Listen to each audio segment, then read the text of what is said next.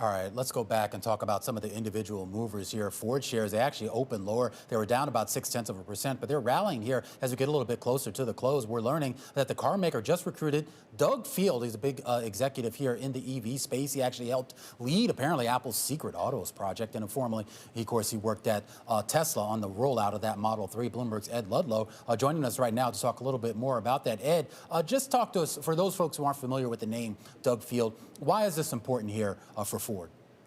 Yeah, Doug Field spearheaded Apple's efforts in electric vehicles and in autonomy for those electric vehicles. He's actually leaving Apple for a second time. He was at Tesla between 2013 and 2018, at Apple prior to that. And while he was at Tesla, he was Senior Vice President of Engineering. This was a guy that played a really central role in Tesla becoming a legit car maker through the ramp of Model S to volume production, then the launch and the pain of going through the Model 3 launch and ramp in production. And so his title at Apple was something like Head of Special Projects. We all knew what that meant. It was the electric vehicle. And it's just fascinating for Ford. My phone is buzzing constantly from industry sources who are saying that this is a big win for Ford. Look at that humble brag. good humble brag. Ed, we're so happy that you're on our team. Of course, given the sources that you have, you hinted at this, but I'll ask it more directly. How does Apple respond?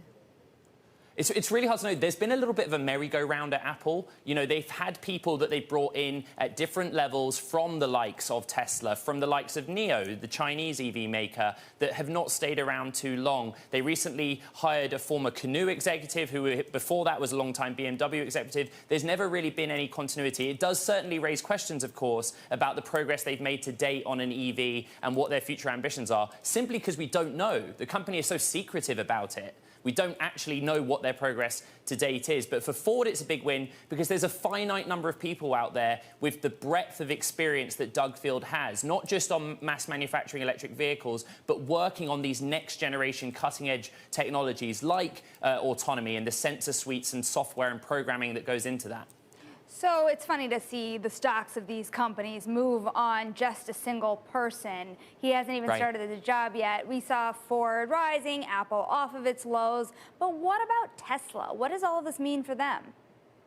Well, you know, Tesla is the market incumbent, right? And that's not just on the manufacturing side. It's on the software side. And it's so interesting to scan this Ford press release, which confirmed our Bloomberg scoop, because it seems very much that that is where Doug Field will be working. You know, Tesla identified very early that the margins are in the software sales that you use to update the capabilities of the electric vehicle. You already see that boosting both the top and bottom line for Tesla. And in this hire, and reading the words of this press release, you see Ford, and Ford have talked about this, right? They really want to go after those services, digital services that could go with the electric F-150, not just for consumer customers, but fleet customers as well. And this seems like a big investment towards that in Doug Field.